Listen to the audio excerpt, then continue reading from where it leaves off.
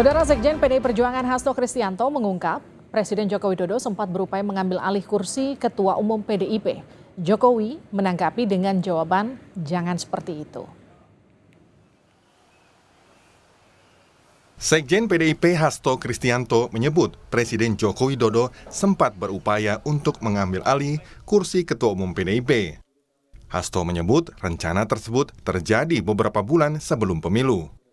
Hasto sampaikan ada menteri yang powerful dan super powerful bertemu Rias Rasid untuk ditugaskan bujuk Megawati agar kepemimpinan PDIP diserahkan ke Jokowi. Rencana pengambilalian Partai Golkar dan PDI Perjuangan. Jadi jauh sebelum pemilu, beberapa bulan ya, antara 5-6 bulan, ada seorang menteri, ini yang powerful, ada yang super powerful, ada yang powerful. Ya, supaya nggak salah image.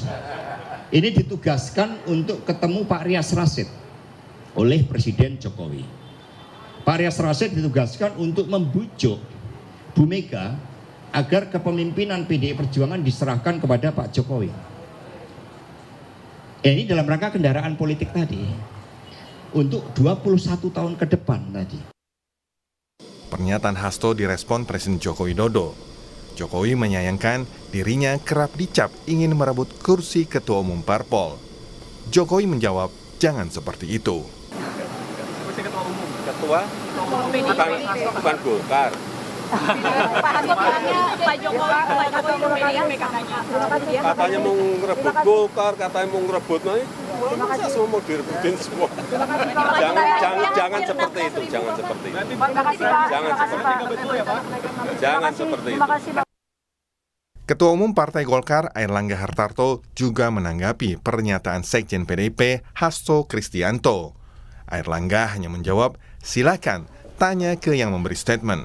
Tidak hanya PDIP tapi juga Golkar. Wah, itu tanyakan kepada yang memberi statement. Ya. Terkait Bapak Pengamat politik Universitas Al-Azhar, Ujang Komarudin menilai tudingan Hasto kepada Jokowi yang diungkap ke publik semakin memperjelas adanya konflik tajam antara Jokowi dan Megawati. Betul atau tidak, yaitu Pak Hasto dan Ibu Megawati yang tahu, termasuk Pak Jokowi. Nah, dalam konteks itu seandainya benar, tentu dia menjadi problem.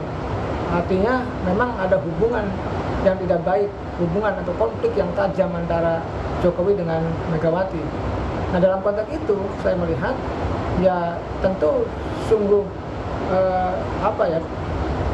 tindakan yang tidak bagus kalau seandainya itu benar. Tapi seandainya tidak benar, ini kan cenderung juga menjadi pernyataan yang bisa saja menuduh kepada fitnah. Sebelumnya, isu Jokowi incar kursi Ketua Umum Partai Golkar juga sempat berembus.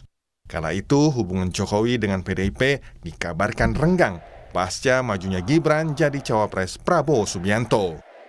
Ketua Umum Partai Golkar menyebut Jokowi nyaman dengan Golkar, namun tak menjawab gamblang apakah Jokowi akan bergabung dengan Golkar atau tidak. Tim Liputan Kompas TV. Kita akan berbincang mengenai hal ini bersama dengan Andreas Hugo Parera, politisi PDIP, ada Ahmad Doli Kurnia, Wakil Ketua Umum Partai Golkar, dan Siti Zuhro, pengamat politik. Saya ke Bang Andreas dulu. Sebelumnya selamat malam Bang Doli, selamat malam Bang Andreas, selamat malam Bu Zuhro. Ya, selamat malam. Malam, saya ke Bang Andreas dulu ya. Bang Andreas, jadi betul isu Pak Jokowi sempat mau ambil alih ketum PDIP? Saya kira apa yang disampaikan oleh Mas Hasto tentu bukan hal yang informasi yang asal-asalan. Tentu Mas Hasto menyampaikan ini karena dia tahu dan ada dasarnya gitu. Dan itu ya beliau ungkapkan karena saya tahu Pak Hasto ini kan sekjen, dan sebagai sekjen beliau memperoleh informasi dari luar ke dalam, dari dalam keluar, yang merupakan salah satu alur informasi di partai. Oleh karena itu saya kira bahwa apa yang disampaikan oleh Pak Hasto ini juga sekaligus memberikan mengingatkan supaya ya jangan cawe-cawe lah di partai ini, karena ya kita punya konstitusi partai, dan kita tahu bahwa di dalam konstitusi partai itu Ketua Umum PDI Perjuangan Ibu Megawati adalah ya pemimpin ketua umum partai yang ya didukung oleh konstituensinya dan diputuskan di Kongres. Bang Andreas, Cawe-cawe ya, yang PDI Perjuangan lagi lah. Gitu. Kalau ini kejadiannya sebelum pemilu, apakah ini salah satu penyebab hubungan PDIP dan Jokowi itu retak? Saya kira kalau soal itu kan sudah rangkaian peristiwa-peristiwa yang terjadi sejak sebelum pemilu, kemudian setelah pemilu apa yang diungkapkan oleh misalnya Mas Andi Wijayanto di dalam salah satu dialog di podcast bahwa ada upaya untuk justru mendowngrade-kan partainya sendiri, yang kalau istilahnya Pak Hasto ini membakar rumah PDI Perjuangan, tempat di mana beliau justru dibesarkan oleh partai ini gitu. Jadi sebenarnya apa yang disampaikan oleh Pak Hasto itu adalah rangkaian peristiwa-peristiwa yang sudah terjadi sebelumnya. Oke, saya ke Bang Doli dulu. Bang Doli, jadi Pak Jokowi merapat ke Golkar? Ya, sampai saat ini belum ada pernyataan resmi ya dari Pak Jokowi gitu loh.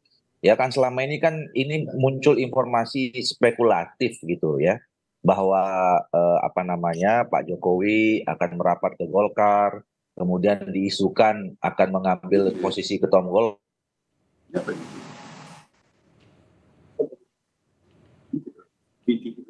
Kita sambil perbaiki sambungannya Bang Doli. Bang Doli.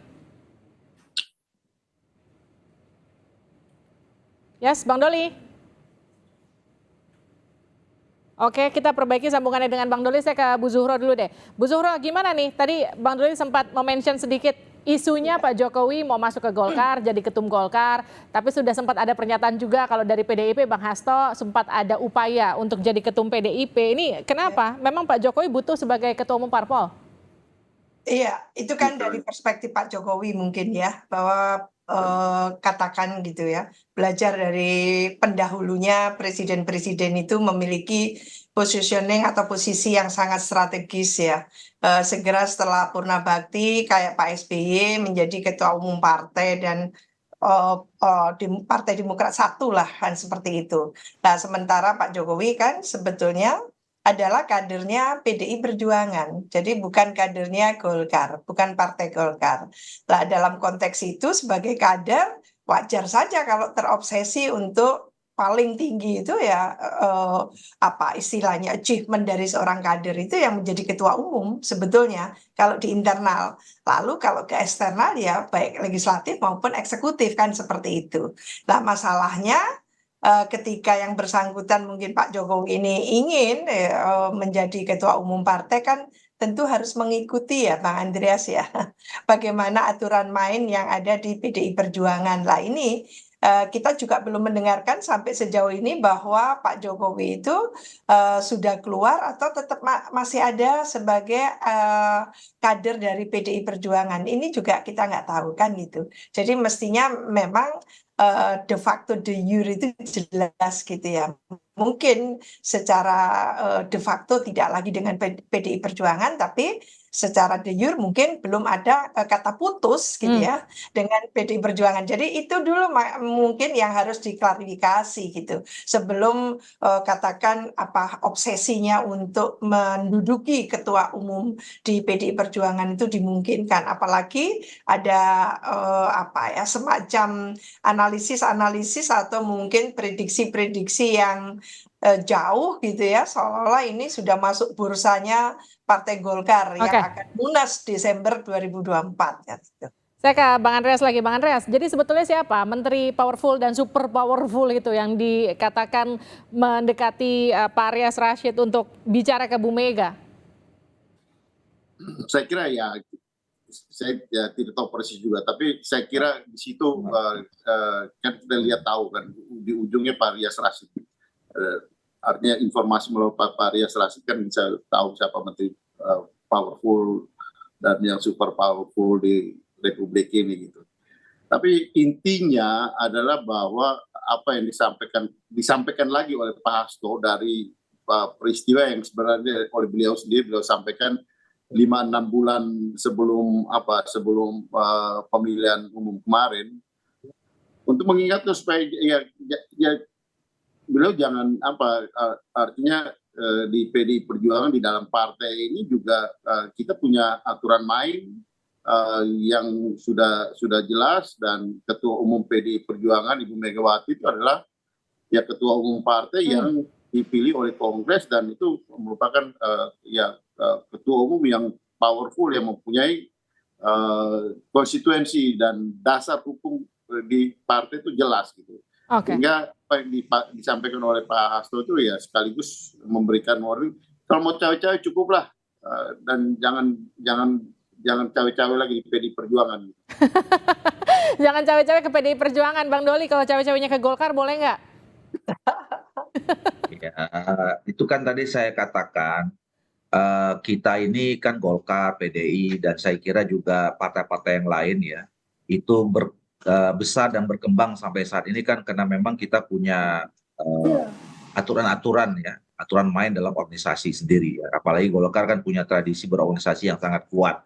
Ya, ada kaderisasi, kemudian ada merit system gitu, dan semuanya itu diatur dalam aturan-aturan organisasi, mulai yang dasar rumah tangga, kemudian peraturan organisasi dan seterusnya gitu.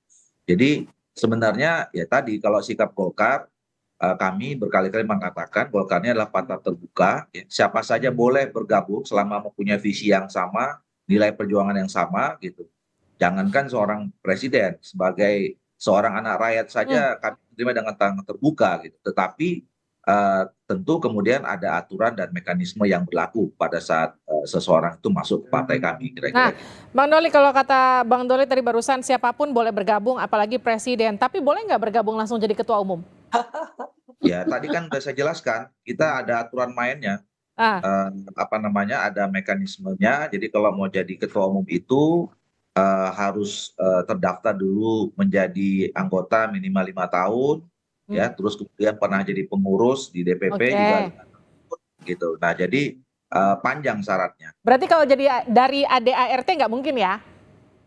Kalau ADT yang sekarang sampai berlaku itu tidak mungkin. Kecuali ADART-nya diubah ya? Kecuali ADT-nya diubah. Oke, saya ke Bu Zuhro lagi. Bu Zuhro, jadi kalau tadi kita sempat bahas, seberapa penting sebetulnya posisi ketua umum satu partai politik bagi Pak Jokowi yang nanti per Oktober sudah nggak lagi jadi presiden. Kalau tadi Anda katakan butuh kendaraan begitu ya. Tapi katakanlah gini, kalau memang pada akhirnya sampai beliau lepas jadi posisi presiden nggak dapat juga partai politik, apa dampaknya memang?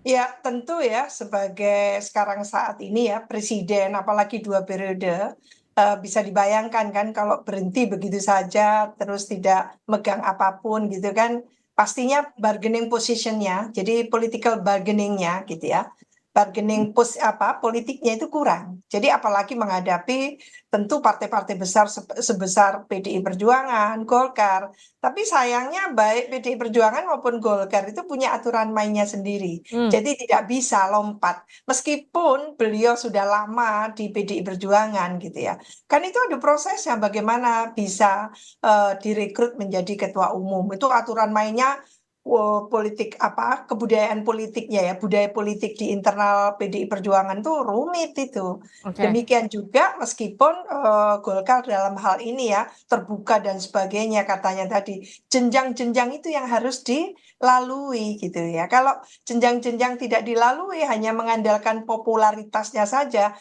belum menjadi ketua langsung menjadi istilahnya itu anggota dulu gitu ya.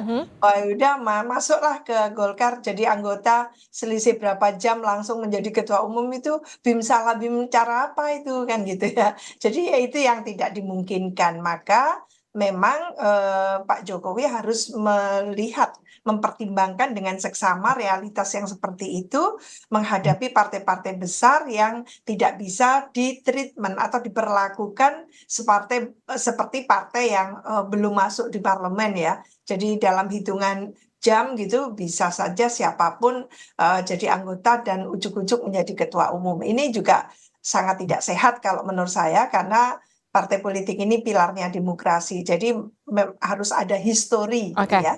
histori bagaimana menjadi kader, lalu berjenjang sampai menjadi anggota dewan atau jadi menteri, jadi presiden dan sebagainya itu. Jadi ada jenjang-jenjangnya. Itu yang harus dilalui ya oleh siapapun itu gitu ya. Karena menjadi ketua umum partai saat ini menurut saya prospek ke depan itu dituntut yang sangat luar biasa. Dalam arti tidak sekedar ketua umum partai, tapi ini manajer partai yang bertanggung jawab terhadap maju mundurnya partai sebetulnya. Baik, terima kasih Bu Zuhro, terima kasih Bang Doli, Bang Andreas sudah bergabung di Sapa Indonesia Malam. Sehat-sehat selalu.